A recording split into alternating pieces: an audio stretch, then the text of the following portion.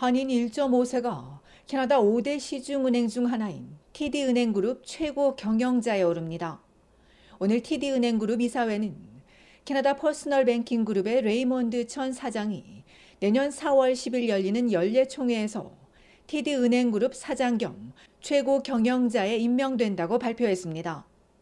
이에 앞서 오는 11월 1일부터는 최고 운영 책임자를 맡게 됩니다. 이사회는 천 사장이 변화를 주도하고 성과를 창출하는 역동적이고 탁월한 리더라며 TD의 미래를 이끌어 나가는데 크게 기여할 것이라고 밝혔습니다. 4세의 부모와 함께 이민 온 천 사장은 웨스턴 온타리오 대학에서 경제학을 전공하고 퀸즈 대학에서 MBA를 마쳤습니다. 대학 졸업 후인 1992년 첫 직장으로 TD은행에 입사, 32년 동안 여러 부서에서 리더십과 탁월한 능력을 발휘 승승장구하며 고위직에 올랐습니다.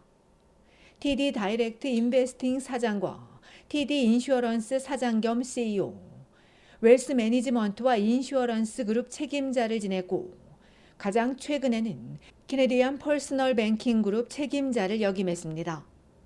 천 사장은 한인 사회의 든든한 지원자로도 잘 알려져 있습니다. 기업의 사회환원이라며 커뮤니티 펀딩위원회를 설립, 오래전부터 한국노인회와 한인장학재단, 여성회, 토론토 한인대축제 등 한인 행사를 돕는 데 크게 지원하며 도왔습니다. 캐나다 정계 이외 다른 분야에서 한인 1.5세가 이만큼 최고위직에 오른 건 이번이 처음으로 알려지고 있습니다.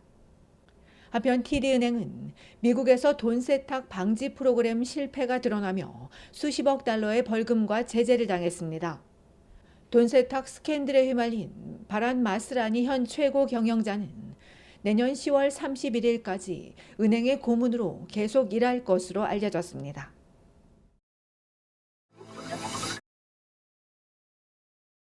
흡연이 폐암의 가장 큰 위험 요인이긴 하지만 단 한 번도 흡연한 적 없는데도 폐암에 걸리거나 이 병으로 사망하는 사람이 매년 증가하고 있습니다.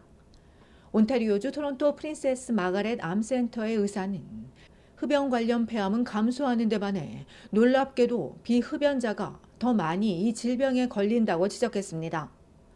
캐나다 암협회에 따르면 올해 17,300여 명의 여성이 폐암에 걸려 14,800여 명인 남성보다 더 많았습니다. 지난해 미국에서도 35에서 54세 여성이 같은 연령대보다 폐암 진단을 받은 경우가 더 많았습니다. 특히 비흡연자 중에선 아시아계 여성에게서 더 흔하게 나타났습니다. 의사는 이런 현상을 100% 이해하진 못한다면서도 유전과 대기오염, 가정의 환기 불량, 조리 중 연기 노출 등과 관련이 있을 걸로 이해했습니다. 이 모든 것이 폐암 위험을 증가시키는데 특히 여성에게 더 위험하다는 겁니다. 예 의사는 우선은 성별에 관계없이 흡연이나 베이핑 연기 이외에도 일반적인 연기에 노출하지 말 것을 조언했습니다. 지속적인 기침이나 흉부 감염, 가슴이나 어깨 통증 등 폐렴 징후가 지속되면 의사를 만나야 하는데 이들 역시 비흡연자의 폐암 위험을 잘 알지 못하기 때문에 여러 번 방문해야 한다고 강조했습니다. 이 의사는 새로운 치료법이 폐암 환자의 생존 기간을 더 늘리는 데 도움을 준다고도 전했습니다. 비흡연자 폐암 환자 10명 중 9명이 특정 유전자를 가지고 있는 것으로 알려졌으며 간접 흡연과 대기오염, 라돈가스 노출도 폐암 발병을 높이는 요인입니다. 앞서 브리티시 컬럼비아주 암 연구진이 비흡연 폐암 환자 250여 명을 분석한 결과 여성이 2.5 마이크로미터보다 작은 오염 입자에 최소 3년 이상 노출되는 것이 잠재적인 영향을 미치는 것으로 나타났다고 발표했습니다.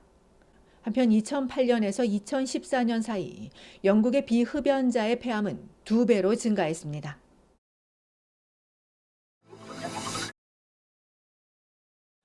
연방정부가 유학생 비자 발급 건수를 더 줄이고 취업 비자를 제한하기로 했습니다.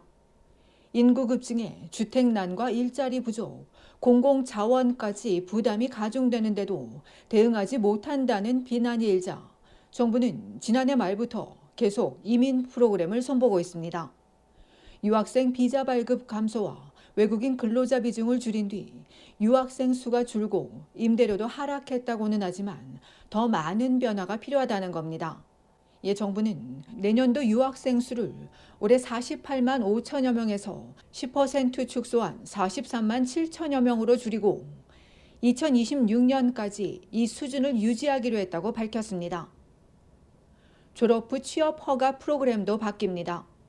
다음 달부터 유학생은 대학을 졸업해도 노동시장 수요가 높은 분야와 연계되는 경우에만 졸업 후 취업 허가를 받을 수 있습니다. 또 11월 1일부터는 프랑스어나 영어 능력을 입증해야 하기 때문에 대학 졸업생은 CLB 점수 7점, 컬리지 졸업생은 최소 5점을 받아야 합니다. 이번 조치를 통해 당국은 향후 3년 동안 17만 5천 건의 발급이 줄어들 것으로 예상했습니다. 배우자에 대한 취업도 제한합니다. 올해 말 석사 과정에 있는 배우자의 취업 허가 자격은 유학생 프로그램이 적어도 16개월 이상 지속되는 경우에만 승인해 줍니다. 이를 통해 향후 3년간 5만여 건이 감소할 걸로 정부는 보고 있습니다.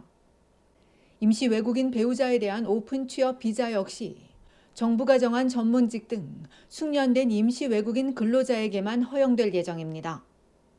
연방자유당 정부는 유학생과 외국인 노동자 등 임시 체류 주민이 차지하는 비율을 6.8%에서 5% 아래로 낮춘다는 계획입니다.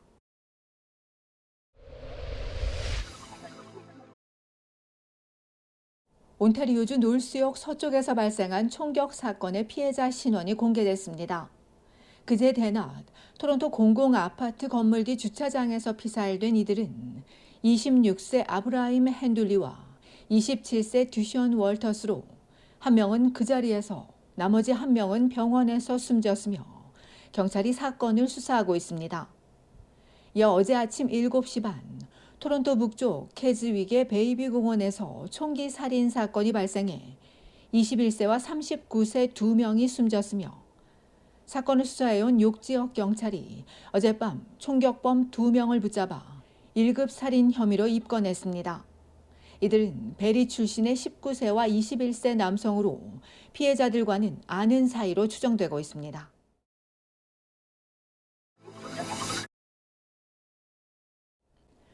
연방보건부가 모더나의 코로나19 개량 백신을 승인했습니다.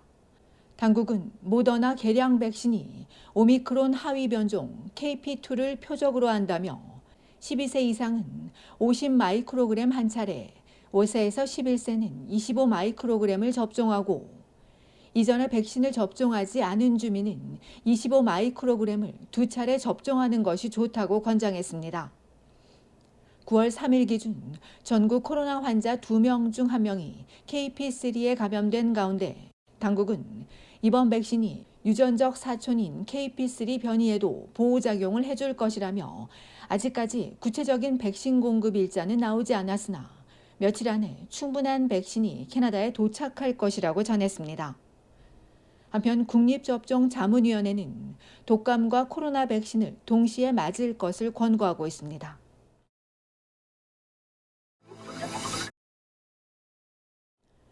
소셜미디어가 청소년에게 유해하다는 지적이 나오는 가운데 페이스북의 모회사 메타가 인스타그램에 청소년 보호 정책을 도입했습니다.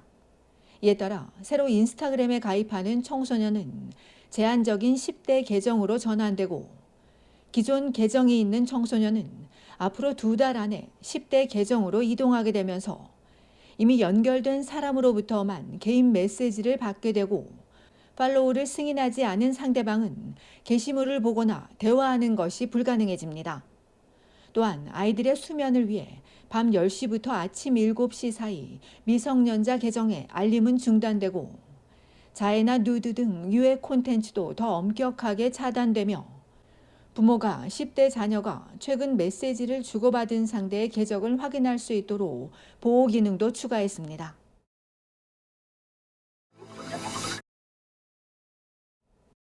온타리오주 토론토 피어슨 국제공항이 북미 대형공항 21곳 중에서 20위란 불명예를 안았습니다.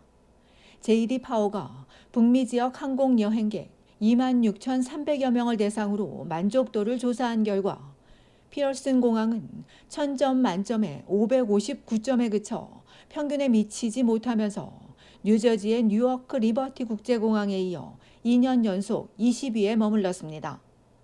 터미널 시설과 여행객 신뢰도, 공항 통과 용이성 등을 기준으로 조사했다는 기관은 피어슨 공항이 이용객이 많아 붐비고 안내 표지판은 복잡하며 보안 검색이 오래 걸리는 점 등이 점수에 영향을 미쳤다고 설명했습니다.